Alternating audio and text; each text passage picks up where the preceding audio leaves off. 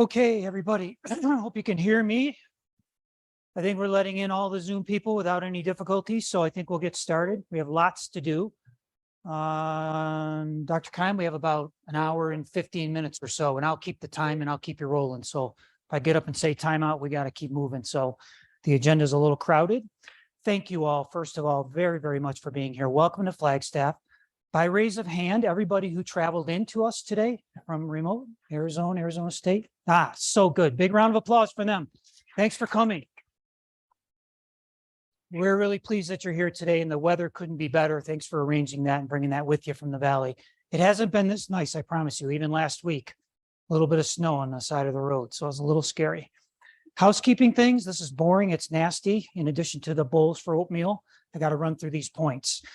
Please silence all your cell phones out of respect, if you don't mind. Just turn the ringers off. I'm happy for you to be looking at them, especially if I'm talking and it's boring. You can look at them, but don't let them ring. It's just kind of annoying and distracting.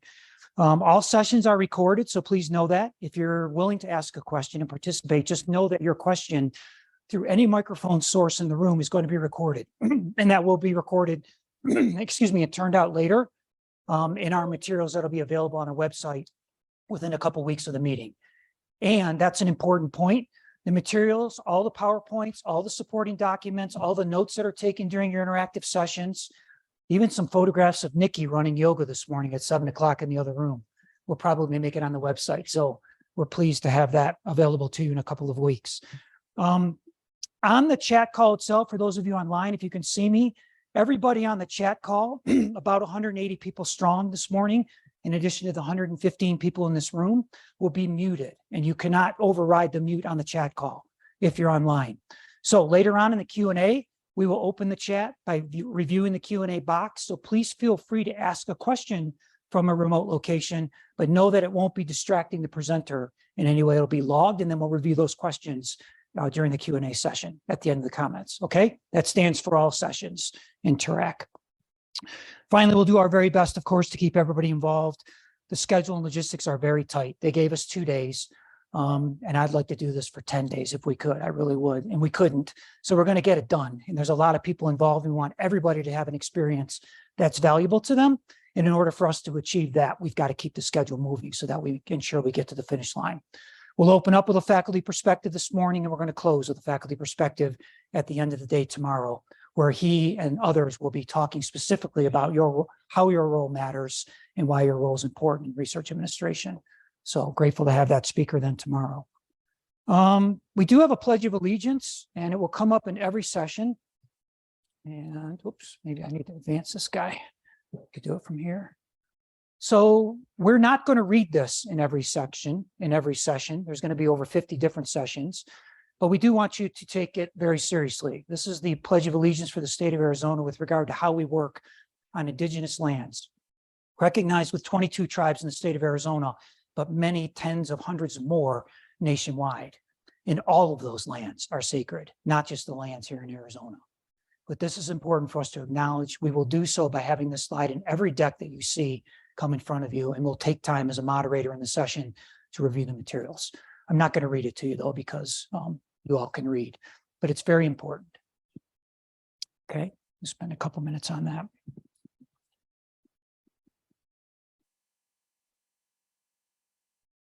Okay, and these housekeeping slides will also be in the materials that we distribute to you later. So you should learn this fancy machine. Some of the numbers, we're very grateful.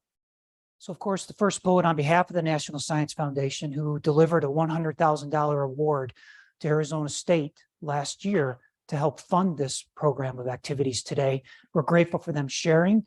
We're pleased about the success. And Valerie, wherever you're sitting, I can't see you right now. There you are. She's 1 for 1 in her grant proposal. So her hit rate, Dr. Keim, is 100%. Is Sam here with you? There she is, hiding on me right in front of me. Sam is our co-I on the grant, and they're already pursuing the second segment of that grant to renew, hopefully, future segments of this exact setting. So thank you all for sharing everything. They paid for the food. They paid for everything. The only thing we paid for were the bowls for the oatmeal, and the NAU check just kind of bounced. So I'm sorry about that, but we didn't mean that. These numbers are impressive. These are not numbers we did. but these numbers are the numbers that your programming committee is responsible for, and they're pretty impressive. 257 people out there virtually for us, about 122 registered distinctly in person. There's 98 people in this room that can sit down. So if anybody's standing, we're just over 98, but the room's pretty full. So there's just about 100 people in here right now. Dr. Keim made it easy on us, and Dr. Wagner, they didn't bring the entire lab. They just brought a few key players. So thank you for bringing them. 67 people have traveled. We saw a show of hands, 11 remotely from different states, including Michigan and Banner Health. We have 11 people from Banner Health here locally also attending the convening. Is anybody here from Banner Health in person? Yeah, we thought most of them would be online. They're in a conference room chiming in right now, listening in for us. 50 speakers over 2 days, 23 distinct sessions, 6 planning committees did all the work for you. Those 6 planning committees were headed up by chairs and co-chairs. We're going to talk about them tomorrow at lunch. We'll share their charge statements. We'll hopefully develop the story about their journey for you, about how we got to where we are this morning. And it's a fascinating journey. They worked their tails off. So in essence, to those subcommittees, and we'll recognize them tomorrow, thank you. And to the 40 some odd volunteers that worked on those subcommittees, thank you as well. Many of you are in the room. So I'm grateful for that. And we are grateful. The work, of course, connection, collaboration, cohesion. We're going to talk a lot about that this week. That was our guiding theme. Our mission, vision, value statements are all built around those 3 things. The reason is we're trying to pull those priorities out as our institutions continue to learn about each other and work toward a future that's different than we are today. So really critical. One simple ask of every one of you in the room, you got to make this about you. So today, right now, while Dr. Keim's speaking, he won't be bothered. Write a little note down yourself about what your goal is for the next 2 days. Determine what you want to get out of this. Maybe it's meeting 2 different people that you didn't know before. Maybe it's stealing Dr. Keim's slides. They're pretty valuable, actually. Whatever your goal is, make sure you get your goal and do something for yourself in this convening. It's okay to be a little bit selfish sometimes, especially in professional development environments like this. Really critical that you take care of yourself, so do that. Okay? Most importantly, Lisa, Allen, Shanae, will you please stand up and clone?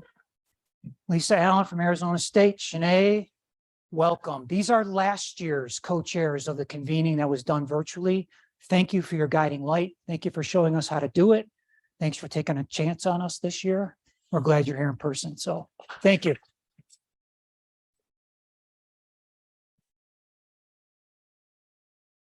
And Valerie, just because I like microphones and you don't get any time to talk, you got to stand up so I can talk about you. This is my partner in crime. This is the programming co-chair with me who helped put the program together, establish the committees, put the people on the committees, rewarded the committees. Checks been mailed yet for the committee members? Checks are in the mail. So those of you who volunteered, thank you very much. And Val, thank you. Valerie's going to talk a lot at lunch tomorrow, so we'll hear a lot about her planning and her thinking. Ooh, talking about big numbers, let's talk about the distinguished honor I get this morning of introducing our plenary speaker, Dr. Paul Keim. Sorry if they blocked your name out there, Dr. Keim. I promise you that's you behind there. So there's a picture of him to prove it. So Dr. Keim, in essence, has about 35 years of association with the university, but it's probably many, many more years than that. Father was a faculty member, if I'm not mistaken, at NAU when he was a youngster. And so he grew up in the area of Flagstaff, ended up getting his undergraduate degree here at NAU. Like all rowdy kids, he told his dad, "Dad, I'm not going to work where you're working. I'm leaving for a while." And he ran off and got his doctorate and master's work, as you can see in bullet number 2 at Kansas, Utah, and Iowa State. He returned in 1989 to Northern Arizona University and has one of the most esteemed and prestigious ascensions of any faculty member in the history of this institution. He's a Regents professor recognized by the Arizona Board of Regents. He's also one of our leading researchers, as you can tell by the numbers, and he's also one of the most gregarious guys you'd ever want to work with. So his lab, no doubt, a few of them here today would tell you the same thing if they were here to the person, to the graduate student. The numbers are impressive, in case you didn't think. 100 grants, over $100 million by himself. Citations, 500 papers, 50,000 sites. Let's suffice to say his H factor and his impact factor is pretty dramatic. You can look it up, but this guy's career is amazing, and he's an amazing guy. We are very, very fortunate to have him here at NAU with us today. Serving on esteemed national and international boards, He's been on major U.S. research policy boards, of which you'll hear some of the subject matter from him this morning. And we're privileged to hear those details from him with supporting slides as well. He left us a while back, scared the heck right out of every one of us because he said he's going to Oxford. And we all went, oh my God, he's not going to leave university. But he went over there to write a book. And he spent about a year and so many months in addition to that, writing that book. Don't think it's been published yet. Maybe it's still in the works. But he had a great time over at Oxford. And so we're glad to have him there. His current research efforts are in forensics and genomics and the analysis of bacterial pathogens. You're going to hear some great stories about that today. You may have heard that story once upon a time around 9/11. I'll save the energy for Dr. Keim, and he can describe that whole story to you. Beyond all this, and beyond all these numbers, this guy is just the kind of research guy you want to work for as a research administrator. This guy gets it. He gets the dichotomy. He understands the balance between research and exploration and hypothesis, the pursuit of all that. And he also gets the role of regulatory, the role of administration, and the fact that every good lab runs through administrators who sort of know what they're doing. He takes time out of this busy schedule to share time with us administratively, to share time with Dr. Wilder, our Vice President for Research, and establishing the strategy and thinking about research and where it should be heading at NAU. And we're grateful for every piece of that. And by being here for so long, he's got all the stories. I mean, he might even have all the skeletons. We can't hear about those, but he's got stories, and stories make it easy to learn. He tells stories and you learn. I had the greatest time getting him and himself ready for the details he needed for the talk he's going to deliver today. And he taught me a lot about all that. So I was grateful for that opportunity. In recognition of that, Dr. Keim, we got a little gift for you, going off camera for just a second. So to say thank you for your time with us today, we have these little certificates of appreciation that we would like to present to you on behalf of Northern Arizona, but it's actually from all three institutions. So thank you for your time, and we appreciate your time today. So I'll get out of the way. You set that where you like. I have to give this up. Thanks so much, Tom. As you saw, Tom is great, and he sent me the memo and told me I had to wear a tie today, but I drew the line. So, every university has a little bit of a flavor with the presidents come through. And in previous presidents, we actually saw all the administrators wearing ties. And Tom is old school, and so Tom wears a tie, but almost nobody else at NAU does under the current president. But thank you so much for inviting me. Let's see, go ahead and get my slides up. For inviting me, as Tom said, I've been a research scientist and a grant getter since my first faculty appointment here at NAU. And the only reason that works, and the only reason I was able to do that at NAU is because we had grants administrators help us put contracts in place, pre-award grants submitted, and then after the fact, as we administer these multi-year grants with multiple subcontracts in multiple countries, with multiple regulations, the only reason we can do that is because people like you help us do that. So today, I'm going to tell you, if you haven't heard this already, that NAU is going to make it to the Carnegie Research 1 category in research. And this is something that's taken place over a very long period of time. And my career is has been parallel to that. I wanted to say paralyzed. My career has been paralyzed by that. But I think the word is parallelism or parallelized. And so anyway, I'm going to tell you the story about NAU and the developmental cycles that NAU has gone through to get to the point where we're a Carnegie Research 1, we're going to be a Carnegie Research 1 institution, and how my career overlapped with that in the entire time. As Tom said, I've actually been associated with NAU for about 50 years. Only about 35 of that as a faculty member and a researcher at NAU, but it's gone on a very long time. And so what you're going to hear is not so much a detailed analytical analysis of how this happened, but you're going to hear stories, as Tom said. You're going to hear little bits and pieces about how this happened. Recollections from me and recollections from the vice presidents of research who were involved with this. So NAU started in 1899 as a normal school. A normal school is a school that trains teachers. And so in 1899, apparently they had to ride around the territory. Remember, there are no cars. They're riding horses around the Northern Territory, looking for students to come and be enrolled at NAU. And they succeeded. And 2 years later, then, they graduated the first 4 women with teaching certificates. So when NAU started in 1899, we offered 2 degrees. One was a 4-year high school degree, and the second degree was a 2-year teaching certificate. And if you completed that 2-year teaching certificate, you were certified to teach for life. And so, as I say, four women graduated with lifetime teaching certificates in 1901, and that's where we started. We started as a high school and a teacher training program. And that's pretty much what NAU did for the next 25 years. In 1925, NAU was renamed Northern Arizona State Teachers College. Oh, I'm sorry. You aren't advancing them, are you? No, okay, I can do that. Northern Arizona State Teachers College. We became a 4-year institution and we got to grant bachelor's degrees in education. Okay, so that was 1925. In 1929, I think it was just mostly a rebranding, but we were renamed Arizona State Teachers College.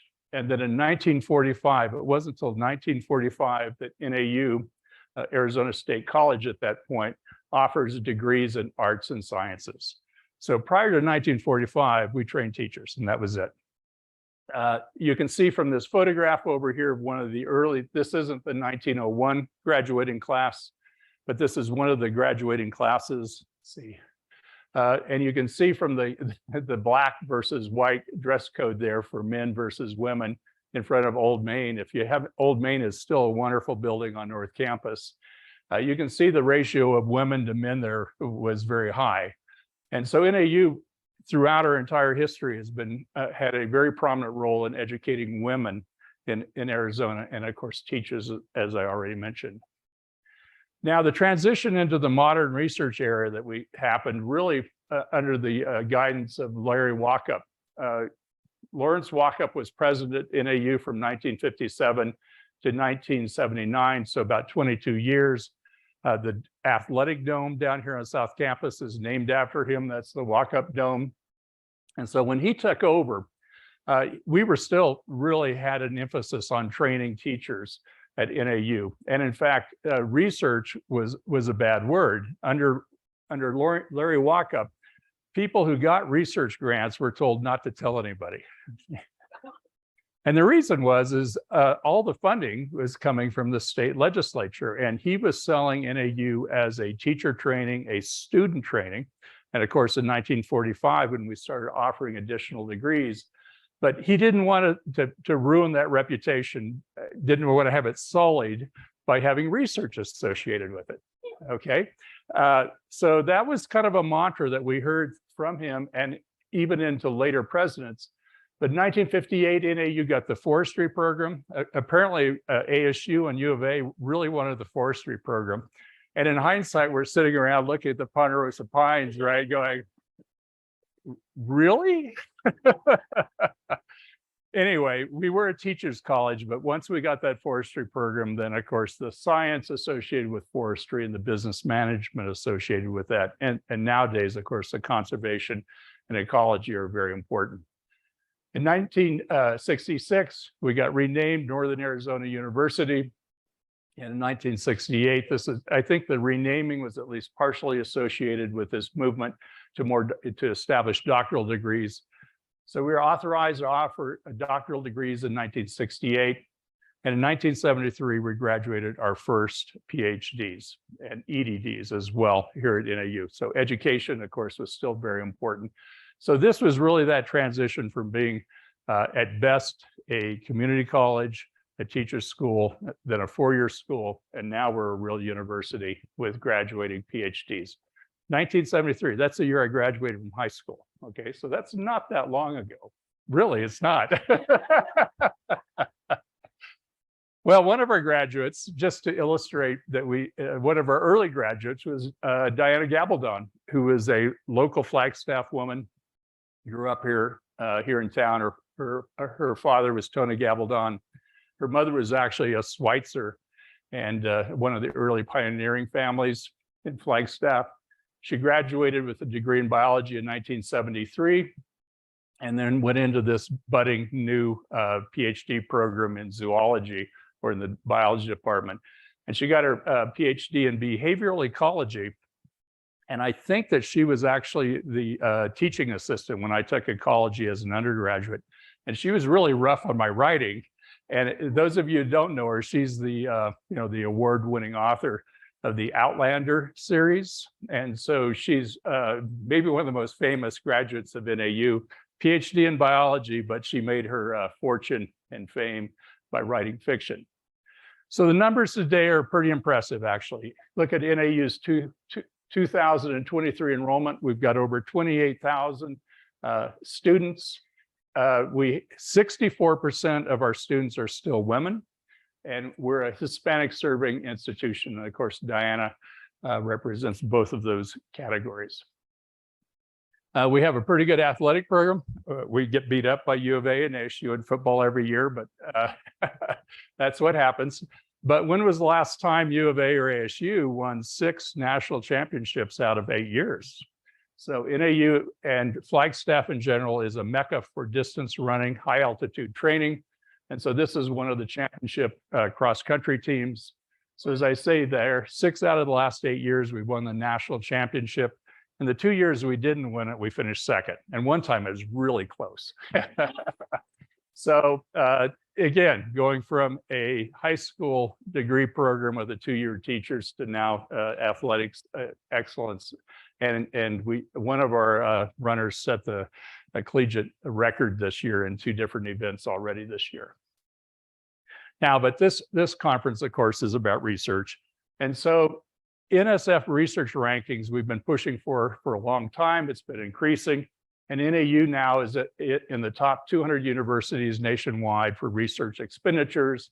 That's the top 80th percentile, going from a Larry Walkup era when you couldn't even say the word research in public to the point where we're a top 200 university.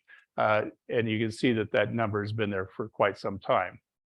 It was announced in November, the Chronicle of Higher Education analyzed all the data, looking at the Carnegie rating numbers, and came to the conclusion that NAU would be moved to the R1 status, the Carnegie R1 research status in 2025.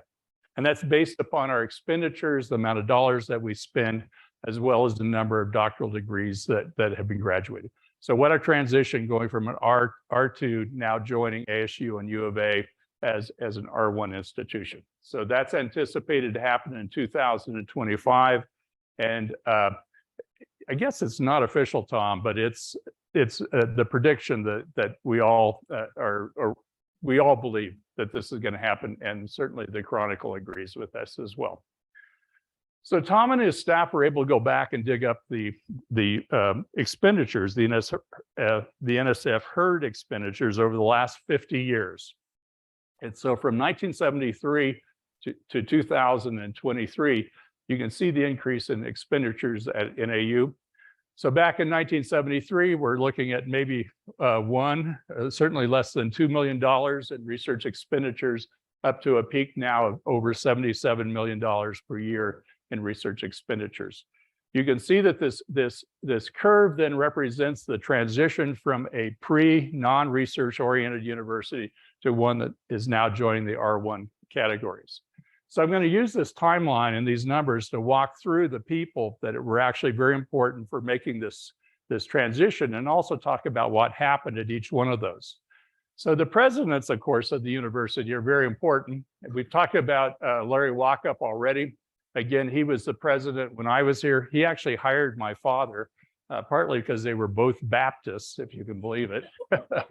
Larry Walkup was from Missouri, and so he liked to hire Baptists for some reason. After Larry Walkup was Gene Hughes, And Gene Hughes had been here as a dean and as a faculty member, and he took over in about 1980, 81. And after Gene Hughes, and Gene Hughes, by the way, was the president when I was hired as a faculty member. Gene Hughes left and went to Wichita State University as the president. And in the interim, then a woman faculty member who had been the provost, Patsy Reed, took over as president. She actually doesn't make the official rankings or the official timelines as president, but she actually served as president for almost a year. It was very important in the development at NAU. Clara Levitt was hired after Patsy Reed. Owen Cargill, he was an official president, but he only lasted about 94 days due to a scandal. I'm not going to talk about the scandal. You'll have to go Google that and see what you can find. But he was the official president, and he was very important because he was president during 9/11 and in the subsequent days when the anthrax letters went out, which I'll talk about. But John Hager then stepped forward. He was the provost at under Owen Cargill, and was hired then, was promoted up to the presidency, and led the university for quite some time. Was very important as my program developed, my research program developed.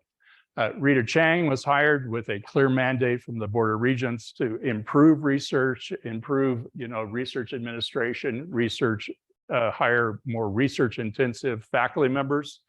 And now, of course, we have President Cruz Rivera, who's recently announced that we're going to get a med school. So here we go, from a teacher's college to a medical school serving institution. All right, but who's really important to you? Presidents are important to you, right? But the vice presidents of research are really who you all report to and are looking out for your mission and goals at the university. So in the timeline of NAU, Henry Hooper, so I knew Larry Walkup, so I actually met him, but he's passed away. But Henry Hooper is still out there and kicking. He's 89 years old. He was the vice president of research for about 17 years. He was actually more than just the vice president of research. He was the associate academic vice president for research, graduate studies, and the dean of the graduate school. So he had to do all those things. That's because research was still kind of it was a bad word. It was just a word you didn't say, right? There's certain words you can't say. And research was one of them. You could do it, but just don't talk about it. And so he was very important to the development of research across that early period when we went from the phase where you weren't supposed to talk about research. He said that he did not serve under Larry Walkup, but he did serve under Gene Hughes. And he said it was still one of those things you didn't talk about. You go out and do it. It was great to do it. And we're proud of the people who did it. But because of our mission in the state of Arizona, it wasn't something that we bragged about. So when I talked to Henry, first off, he's just sharp as a tack. And he told me that one of the first things he did was at NAU, there was state money called organized research funds. And it was about $700,000 a year, which was a lot of money in 1984, about when he came in. And that money was being distributed to deans. And then the deans would then give it to people in their colleges. And it wasn't mission focused at all. It was really kind of just a way for deans to do what they wanted. And so the first thing he did was he clawed that money back from the colleges and took over and organized it in a way that would promote research. And so he used it to build infrastructure, and he used it to support research-oriented faculty. And so organized research was very important in my early career here at NAU. He noted that NAU research was broad-based across campus. So it wasn't just like biology was exploding or astronomy was exploding. It was really broad-based across multiple departments across campus and across multiple investigators. We didn't just have one superstar come in and suddenly move us into that next research arena. The other thing that he initiated with the help of this organized research was starting to hire faculty members who could do research and go out and seek research funding in addition to being good teachers. There's absolutely no doubt that at NAU, you've got to be a good teacher to be here. I have seen people not get I've almost never seen a research faculty member not get tenured in AU for not getting a research grant. I've seen multiple faculty members not get tenure for not being good teachers. And so this movement to start hiring good teachers who could also do strong research was really led by Henry Hooper and powered by that little startup money that he had in organized research. As kind of evidence of what he thought about research administration, I didn't realize this, but Henry Hooper was actually the president of the National Council of University Research Administrators, kind of your national organization that you're representing today. And he was the president in 1993. And so he was thinking about how you organize, how you manage research at a university, and was so active in the national program that he was actually the president of that in 1993. So after almost 20 years of Henry, Carl Fox was hired. And Carl Fox was hired in 2001 and 2006. The big thing that happened in that period of time was the Arizona voters voted in something called Prop 301. Prop 301 was an additional tax on the state of Arizona that went into TRIF funds. All of you know about TRIF funds because you administer these things. At ASU and U of A, TRIF funds went on to build Arizona Biodesign, Bio5. TRIF funds are responsible for pushing those forward. At NAU, remember, research is still maybe not a bad word, but it's one you whisper instead of shout. And so Carl was very successful in grabbing some of the TRIF funds for research at NAU. The rest of the funds, about 2/3 of the funds, went to distance education and rural education, which is part of NAU's mission. But Carl grabbed about 1/3 of those funds and used that then to hire new faculty members with research intensive interests, to build infrastructure, laboratories and computers and things like that. Carl also initiated research centers. So we don't have anything quite like Bio5 or Biodesign at NAU, but what we do have is that we have a multitude of research centers which are focused upon particular research problems. Like my center is focused upon pathogens. We have other centers focused upon ecology or forestry.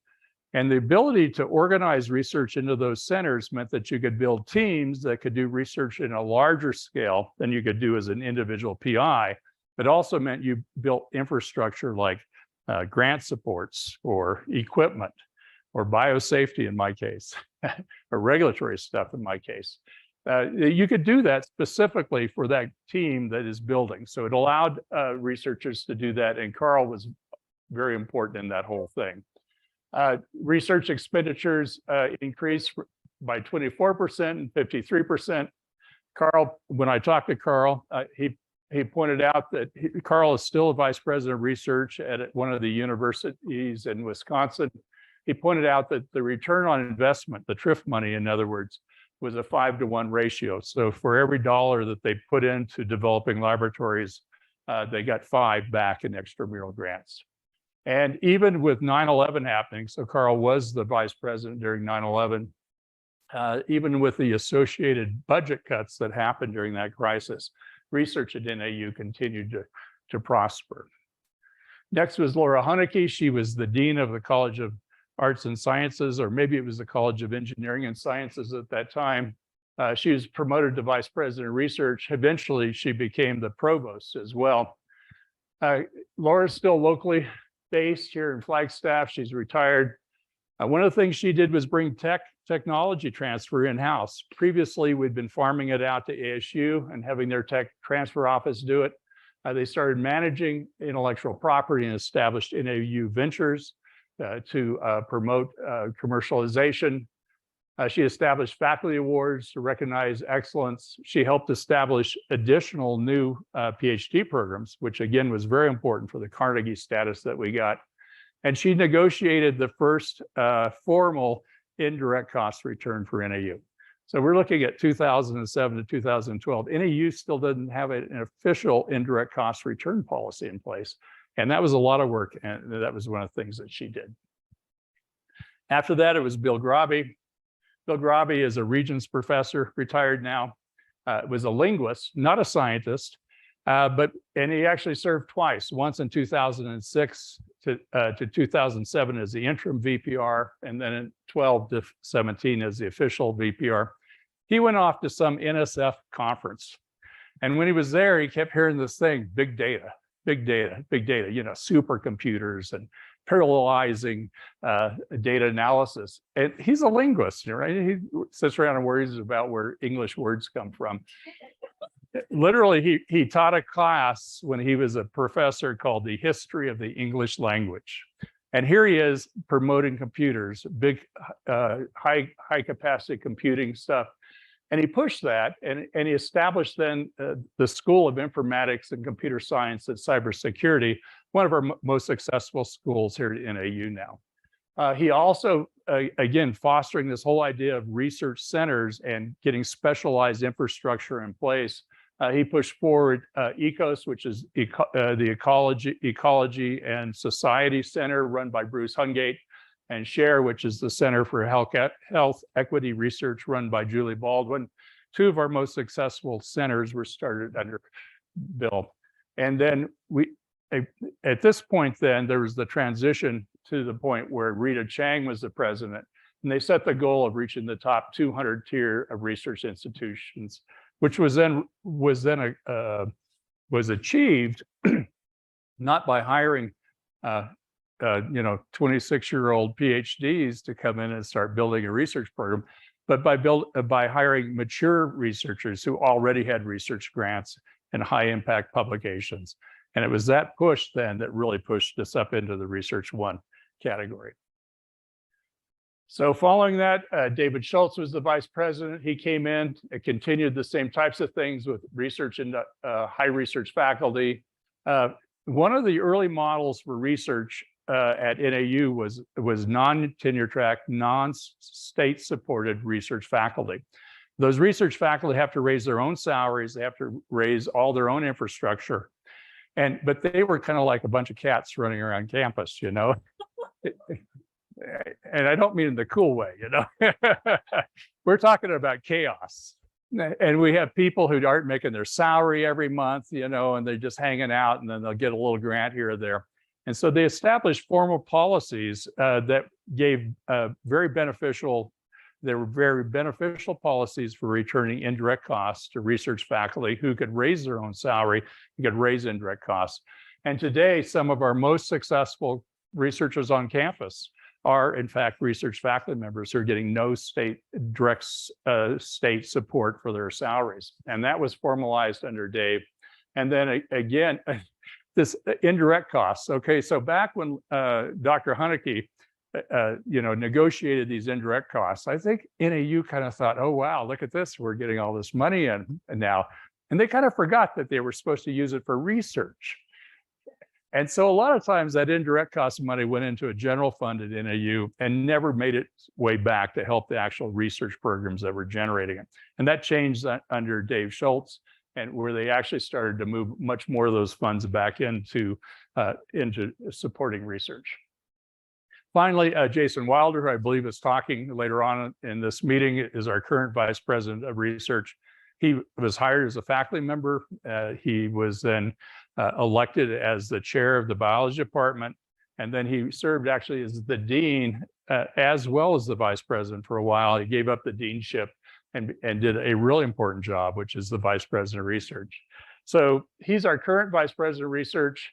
And in a sense, what he's talking about that he's done is also what he's doing. And so, supporting distinctive areas of research of research excellence, strengthening administration, trying to make sure that the research administration at NAU can support growing research activities, and continuing to align NAU's research mission to the community and regional and student-based missions that we have as NAU. Okay, so here's that profile again. So that's the last VPR for this talk. And so here's that same, the number profile. Now we're going to look at where I fit into all this. Okay, so in 1973, in 1977, I got my bachelor's degree in biology and chemistry. And I can tell you there were no opportunities for high intensive research for undergraduate students at NAU in the 1975, 1977 era. I worked at a hotel over here, stripping sheets off of beds. I was a stripper, actually. I know it's hard to believe, but my job was stripping sheets off and getting them in the laundry every morning because there weren't any research jobs. We just didn't have it. We had very good faculty members who were very smart, taught excellent courses in biology and chemistry. I had an incredible psychology professor. And so I did really well on the graduate record exams on tests. I had a high GPA, so I was able to leave and go out to, high-powered research institutions across the country, but not because I'd had a research experience as an undergraduate, but because I had good grades and I take tests really well. I ended up in programs where people ended up winning the Nobel Prize eventually. So after about 12 years of bouncing around different universities and learning how to do research, I came back to NAU. So in 1989, January of 1989, I started. When I arrived, I had a contract in hand. I had a research contract from Pioneer Hybrid to research soybeans in Arizona. I had the largest soybean in Arizona growing in our greenhouse down south here. The people back in Iowa just thought that was so funny that I was the biggest soybean farmer in Arizona. But Henry Hooper negotiated a very favorable indirect cost arrangement with them. He forgave all the indirect costs in exchange for the intellectual property. And so in the end, Pioneer Hybrid liked what we had done. They wanted to buy the intellectual property, and basically the university got back all of what would have been indirect cost money in a licensing agreement with them. And so Henry said, you're never going to make a living off of getting licensing fees, but you just want to get those grants in here. And so he made sure that a little trivial thing like indirect costs didn't get in the way of getting a grant for a young professor like myself. Oops. So I was here from 1989 all the way up until about, again, my whole career is here. Then in 2001, we established our own research center. I've talked about how research centers were so important. We were able to then hire people who could handle pre-award and post-award stuff in-house. The accounting became very complicated. We had a contract with the FBI that was a nightmare. They couldn't get the contract out the door, and yet we were in a national crisis. And so that type of organization where we had local expertise in grants and contracts, as well as in regulatory affairs, was essential. And so that was an important part in this timeline. I was ready to leave Arizona and go to California because we lacked the infrastructure in genomic technology. At that point in time, the state of Arizona decided to attract Jeff Trent back to Arizona, and he established TGen down the valley. It's downtown. And Jeff Trent and I started talking and said, well, the reason I'm going to leave Arizona is because I need to go where there's big genome analysis, like, in California or Massachusetts or Maryland. I've got to go to some place where we can sequence genomes. He says, well, we're going to sequence genomes in Arizona, and we'll let you do it on pathogens in Flagstaff. And so we established TGen North in Flagstaff. It's a thriving research center now with about 70 people. Very expertly run by David Ingelthaler, an NAU graduate, got his PhD with me. And so that was a very important step in this whole process. It allowed NAU to enter the genomics age, even though we didn't have genome sequencers here. U of A and ASU didn't have them either. NAU then decided that we needed more infrastructure, so we built the Applied Research and Development Building, which is just about 200 yards over here. If you park in the parking lot, you walk right by it this morning. I'll show a picture of it later on. So that was a very important part of the whole process in keeping me here. We built a state-of-the-art biocontainment labs, BSL-3, so we could handle dangerous pathogens like anthrax. And so over those 35 years then, as Tom said, I've obtained over 100 grants and contracts. Some of them are really small. Some of them are pretty big. The small ones are as much work for you guys as the big ones, right? Maybe worse. Well, the big ones can be a pain too, especially with all those subcontracts. The grants, the biggest grants I think I ever got here were like $12 million. So a lot of small grants, a lot of grants that needed a lot of loving care from grants administrators. 500 papers, over 1,000 student trainees. We actually haven't even kept track of all of them, but it's clearly over 1,000. 2 research centers were established here in Flagstaff, TGN and PMI. And currently we have over 150 employees at those 2 places, primarily being supported off of extramural grants. And PMI is one of the top revenue generating institutes at NAU now, along with a couple of other ones.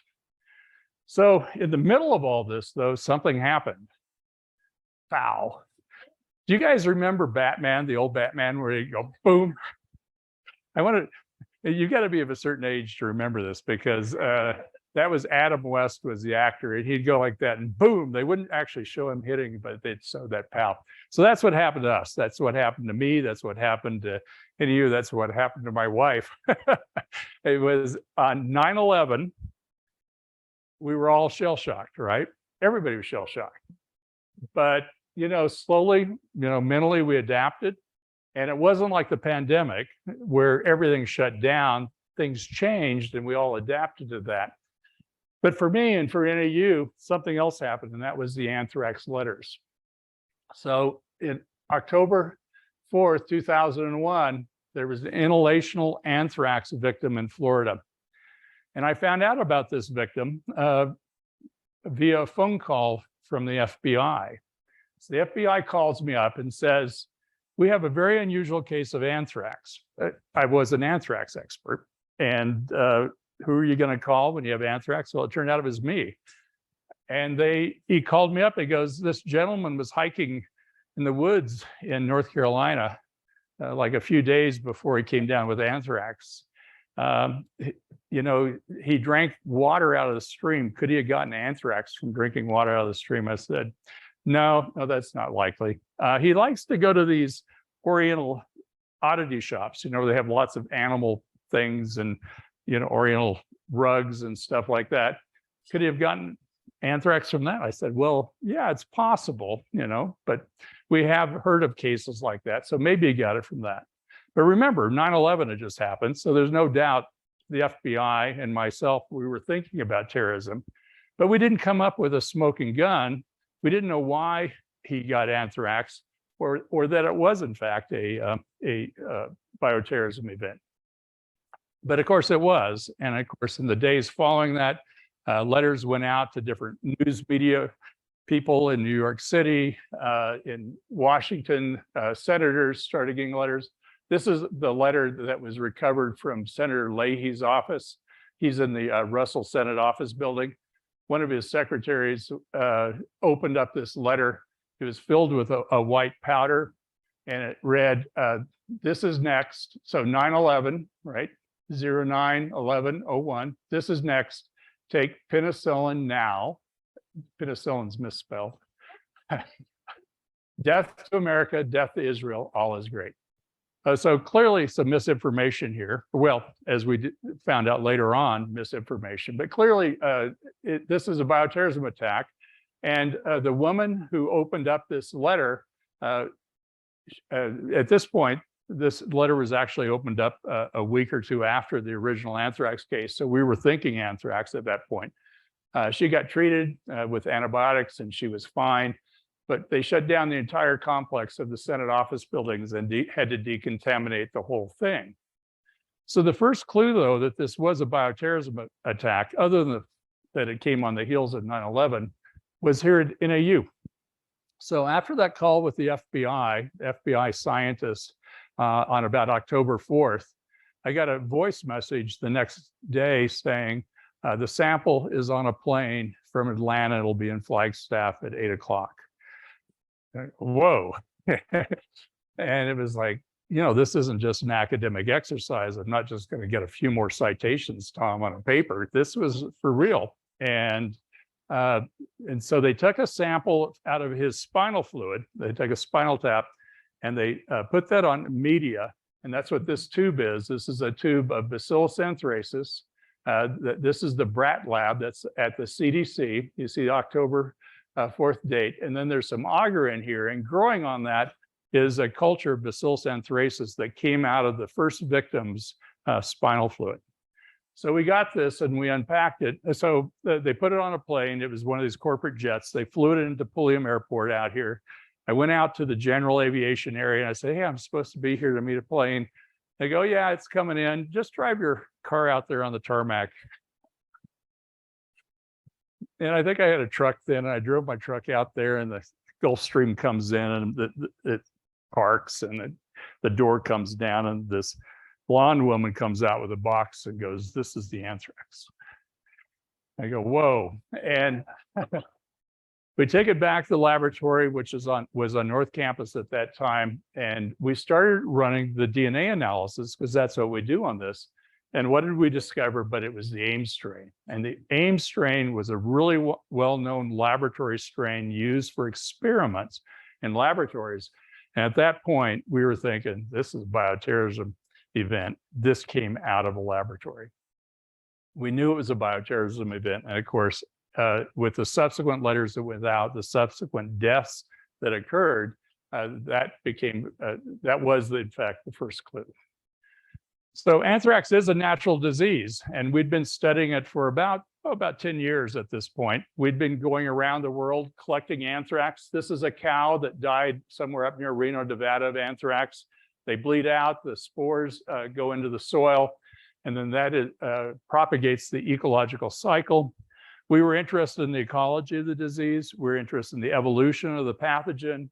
And we were interested in the forensics too, because anthrax had been used as a biological weapon around the world, particularly by the Soviet Union.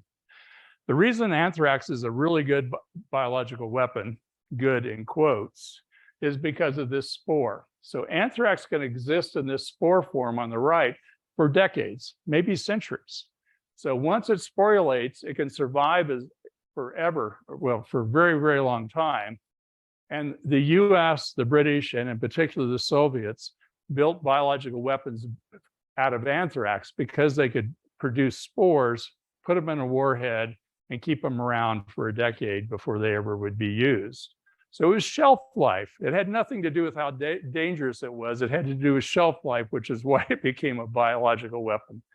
In the blood, so on the left there, you see red blood cells. And then you see these kind of string things there. Those are actively growing bacillus. Those are the things that then produce spores that you see there on the right.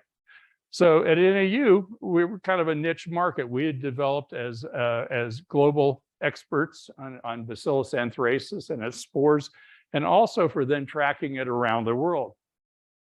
And we did this using DNA analysis. You know, this is just like crime labs go out and solve sexual assault cases or murder cases. We do it the same way. We look at the DNA of the bacterium. So this is a microscope. Here's a bacterium right here. You see all this stringy stuff. That's basically, that's the genetic code. And if we can go in and determine what the genetic code is of a strain of Bacillus anthracis and compare it to other strains of Bacillus anthracis, then we can figure out an unknown, like was found in the anthrax letters, where it came from. And so that's what we're doing, and that's why the FBI called us. At that time, the Centers for Disease Control had started to learn the analysis that we developed here at NAU.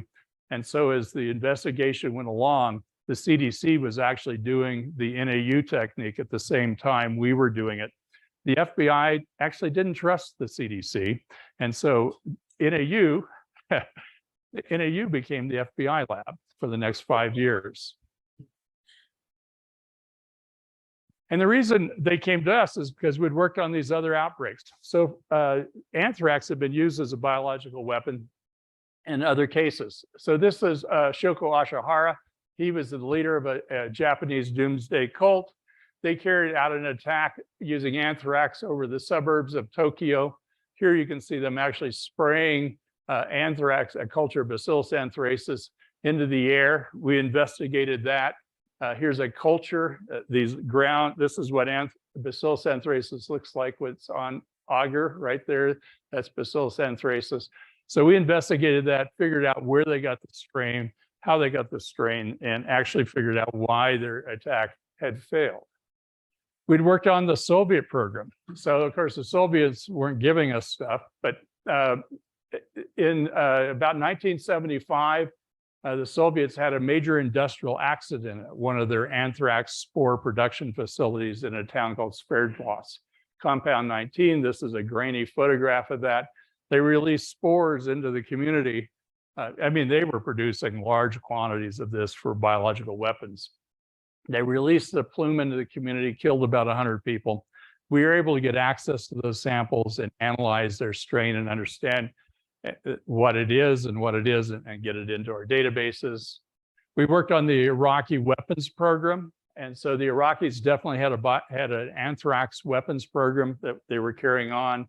They produced tons of spores at this facility in the desert. This is Al-Hakam. We received anthrax samples out of this, analyzed their genomes, put it into our databases. And of course, we became embroiled, enmeshed in all of the politics of this. This is a picture, a very famous picture of Colin Powell showing a vial of white powder. It's not anthrax. He did not carry anthrax into the UN General Assembly.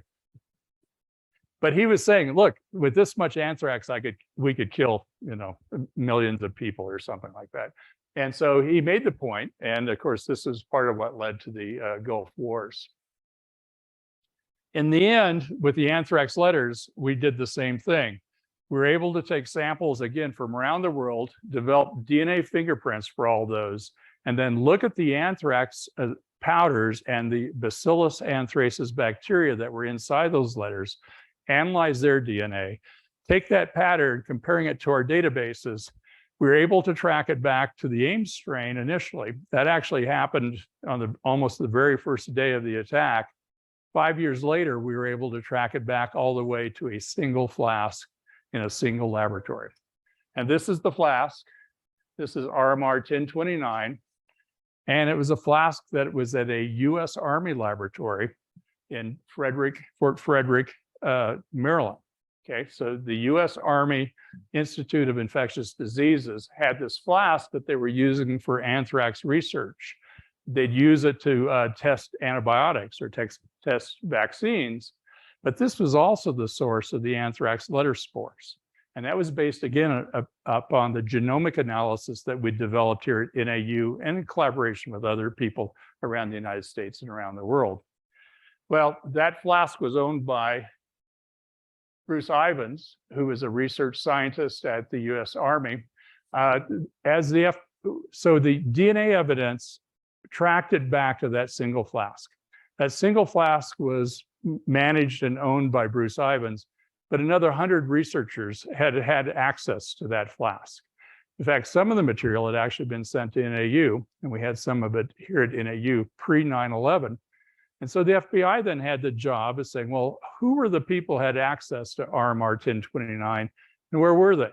So one of the things they did early in the investigation, they sat down. So we had research scientists from the FBI in my laboratory doing DNA analysis. They pack guns, right, Dave? Because they're FBI agents.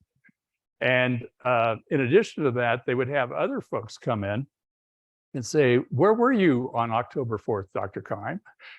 Let's see your handwriting, And so they did that to all the people who had access to RMR 1029. And, I was here in Flagstaff. There were no planes flying anywhere. The letters that were mailed from Princeton, New Jersey. So slowly, those of us who really didn't have access, didn't have access to the places where they're being mailed, were eliminated. And the circle became very small, and it was based there in Maryland. And so the FBI was convinced that it was Bruce Ivins who had produced the powder and put it in letters and mailed it out. And as they're getting ready to arrest him in the summer of 2008, he committed suicide. And so they were so convinced that this was the case that after a couple of more years after his death, they closed the investigation and said, we got our guy, we know who it was. And so they were convinced that in fact it was Bruce Ivins who did that. So this whole story is amazing, right? I mean, to hear it's amazing, but to live it, I'll tell you, is really amazing. And so of course, there's been a bunch of books written about this, and NAU's role in the investigation is well developed. There's a book written by David Willman, a Pulitzer Prize winning investigative reporter. But the one I like is actually this movie. So Netflix produced a movie. It's been out for a little over a year. You can go on Netflix, search for the anthrax attacks, and you will, it's about 90 minutes long. It's very entertaining. You guys have seen it. Entertaining? Yeah, it's fun.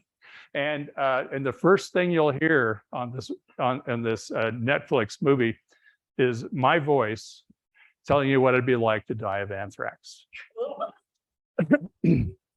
Okay, so anyway, I like it. I think it's fun. And it talks about Bruce Ivins, and it talks about the FBI. One thing that they do different than other documentaries is this is a docudrama, so they actually hire actors to fill in for and recreate scenes that seem to be very accurate to me, but recreate scenes that you wouldn't otherwise be able to get. On May 5th, CNN is releasing a documentary on the anthrax letters as well. This is like the 20th year anniversary of the anthrax letters. And so CNN, I haven't seen it, so I don't know if it's good or bad, but I do know that they're going to release one on May 5th as well. So with that, I want to thank you for your attention, but also thank all the people who helped me do this. So the vice presidents, I interviewed all the vice presidents and talked to them about what it was like to be the vice president here in their eras. I went for historical sources. Platt Klein and Richard and Sherry Mangum's books were really important to understanding the early history of NAU. Wally Covington, one of the premier researchers ever at NAU, is retired, but he gave me lots of reflections on these same time periods. And then Nick and Tom pulled together the NSF herd data for me, which gave us that profile that we were able to show. So anyway, thanks a lot. I'm glad to answer questions if Tom lets.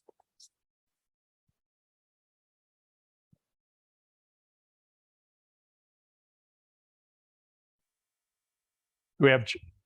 Yeah, move the microphone around the room so you just hang on for us. You want to do that, Joe? Thank you. You gotta stand over there. Right. Sorry.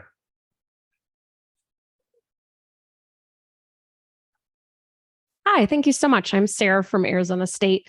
So when you started talking about anthrax, I started getting like the subtle smells of lightly toasted mail from my microwave when I was a teenager and this was going on.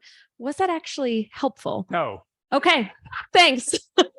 Microwaving your anthrax, not anything less than like 36 hours continuously would kill anthrax. Okay. What will kill anthrax is bleach. And so we got audited once back in the early 2000s because we were buying so much bleach, they thought we actually had a laundry on the side. And the auditor said, well, we thought maybe somebody was buying it and taking it home. I go, no, we use that much bleach. Yeah. And incidentally, anthrax is highly treatable. You know, there are like 15 different approved antibiotics that will kill anthrax. And so if you would get anthrax and you get treated right away, you'd survive.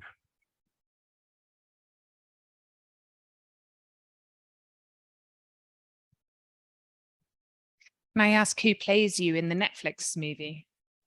I get to play myself. I wanted Tim Robbins. That's what we got. Yeah. Hello, thank you for such an informative presentation. Just curious, with all your experience when the pandemic happened, did you have any type of role there, or what were some of your initial insights, being that you're in your area? Yeah, Just curious. So there were amazing parallels between the anthrax litter attacks and the pandemic for me, because it was the same thing. It was like 24/7 type. You were on the job, and it went on for 5 years for us here at NAU in the anthrax. With the pandemic, it was the same thing. You know, the state of Arizona was shutting down non-essential operations. In order for us to keep our laboratory active, we moved everybody on to COVID. So everybody in our group started working on COVID. And with ASU and U of A and TGen, I established the Arizona Genomics, COVID Genomics Union. And so we started sequencing genomes of COVID here in Arizona. With TGen, ASU, and U of A, we ended up sequencing 100,000 COVID genomes over the pandemic. And with that, then we were able to track what was happening in Arizona compared to the databases globally, because there were something like 4 million genomes sequenced globally, a lot in the UK. But if we hadn't been doing that here, we wouldn't have known where we were at in the total pandemic. And so that was something that we did across all the institutions. So yeah, for me, it felt exactly the same. It's like, hey, I've been here, I've done this before. You know, we've got a crisis and we're going to move our entire workforce into doing that. Contractually, you know, grants, all that stuff was just wild again. How do you get money in place? How do you pay people salary? How do you buy stuff in a crisis? How do you, the most unappreciated thing that happened in the anthrax letters was how we got money in place to actually pay people to do it. Because the FBI wanted us to do it, but they couldn't get a contract in place for like 4 months. You know, so we have to get this done tonight. And so it took some very creative accounting and some understanding program managers and different agencies that allowed us to move money into tasks that they were never intended to do. Yeah. Thank you. Good morning, and yes, definitely, as Lisa said, thank you for your presentation. 2 questions for you. First, is anthrax mainly man-made, or is it also naturally occurring? And you talked a little bit, you were working directly with the FBI. Did you also work with the CDC or NIH on anything, or was it directly with the FBI? Yeah, so first off, anthrax is a natural disease, and it's a disease that affects grazing animals the most. The ecology of anthrax, like up around Reno, there are these pastures where cattle go, where the anthrax is in the soils. And the way it gets there is by an animal dies, it bleeds, and then the spores get into the soil. It can stay there a very long time. So in the past, anthrax, at least from a public health or One Health standpoint, was a disease that it was under the purview of the USDA because it was an animal disease. But then when suddenly we started worrying about it as a bioterrorism agent, and that happened in the late 90s, then the FBI got involved, the CDC got involved, and the intelligence communities got involved because of the national security implications. So I've worked with all of those. And while the FBI didn't trust the CDC early on, that trust has built tremendously. And now the FBI and the intelligence community, the CDC, work together very well on problems like this. So yeah, we worked with the CDC. We'd worked with them prior to 9/11. They had actually put people in our laboratories in the summer of 2000. Very serendipitously, they put people in our laboratories to learn the genomic technology about anthrax in the summer of 2000. And then at the fall of 2001, when the letters went out, their people knew how to do what we were doing, and we were able to do it in parallel. So the FBI was putting people in my laboratory to do the genomic analysis. In parallel then, the CDC was doing it so that we could compare results. And that was extremely fruitful collaboration that continues till today. We work a lot with the CDC on different diseases. What you're saying that definitely serendipitous, but it seems kind of coincidental there. Was there any kind of information they may have shared with you that they knew there was something coming like this, or was it really something that just happened to be the right time? Yeah, so the question, I'll just repeat it for Zoom. The question was whether the CDC had a premonition that in fact something was going to happen. And so in late, about 1996, 94, there was a big movement by Senator Nunn in the US Congress, who was very worried about bioterrorism and biodefense. And so he started pushing money. And so the reason the CDC came out to my laboratory wasn't because they were super smart. It's because somebody gave them money to do that. Okay. And the people who gave them money to do that were Congress. And so it was the Congress that started putting money into these programs that said, CDC, you're going to have a program in biodefense. We want testing. We want the ability to do the analytics on it. And so they started reaching out. It was not a high priority by any means, but it was a low priority, and they had to follow the money. And so they put those people in my lab for that reason. So I actually do not think that institutions are intelligent. I think that it's the people in institutions who are intelligent, and the institutions end up doing whatever the money says they have to do it. That's a cynical point of view. Right. Thank you, Dr. Keim, for the very informative presentation and all of the historical context. I'm Andrea Christel from Diné College, and I want to ask you this question because you're from Flagstaff, you've lived here all your life, and you're probably somewhat familiar with Diné College. Yes. And we're now, standing up a research office there. And I'm particularly interested in the moments you mentioned, when Laura Hunicke brought technology transfer in-house, when NAU first negotiated their F&A rate. And I wonder, and Diné College has the first patent issued to a tribal college or university. We're really looking forward to supporting research. We have 57 faculty. We have 1,800 students. And that size may grow, but is unlikely to grow exponentially. And so given your familiarity with the area, given your experience seeing the transformation at NAU, what advice do you have for Diné College? Yeah, so that's fantastic. My very first graduate student is Navajo, Rebecca Begay from Coppermine, by the way. So she was my very first graduate student, and I'm very familiar with Diné College. So the thing that you need to do is get students involved in research, not just classroom. I mean, classroom stuff is really important. As I told my story, if I hadn't had great teachers, I wouldn't have scored high on the tests. I wouldn't have gotten into the best schools. So when I hear students say, "Oh, don't worry about your GPA, just go get an internship," I said, "No, you need to study. You need to understand this stuff. If nothing else, you've got to be able to pass the test and do it in a way that people will perk up and take you seriously." But the other side of that then, and I think the place that I missed out on when I was an undergraduate, because I was working at the motel over here, was I wasn't working in a research laboratory. I didn't get that research culture, and I had to learn that later on. And so I think my graduate and postgraduate years, it took me another 2 or 3 years to catch up with where the other students were. They weren't smarter than me. They didn't know more than me, but they just kind of knew how you did research and what was important. So if you can get your students, if they're interested in research, get them into research projects, something that's independent so that they're out collecting their own data. You're not going to be, well, you actually could sequence genomes out at Diné College these days. The technology is very accessible. One of my colleagues, Greg Capareso, has a computational thing that he has been funded by the Knight Foundation. And I know that he's been working with the Navajo Nation on projects like that. So there's lots of opportunities there.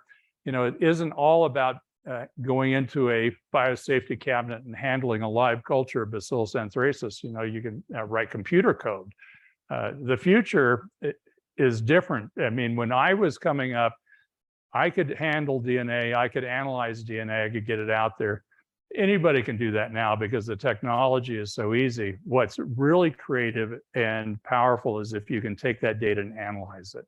So much of biology is taking place in silico, as we say, and being able to capitalize upon ready laboratory technologies. But we're in the information age. And it'll be real interesting to see what happens after the information age. But right now, that's where we're at. And so all students should have basic, if not advanced, computer skills. Yeah, good luck with that. I'm glad to talk to you some more. Thank you. Dr. Keim, we could talk to you all day. Unfortunately, we got bio breaks to give everybody. There's some more breakfast to be eaten. And thank you so much for your time today. All right. Thanks, everyone.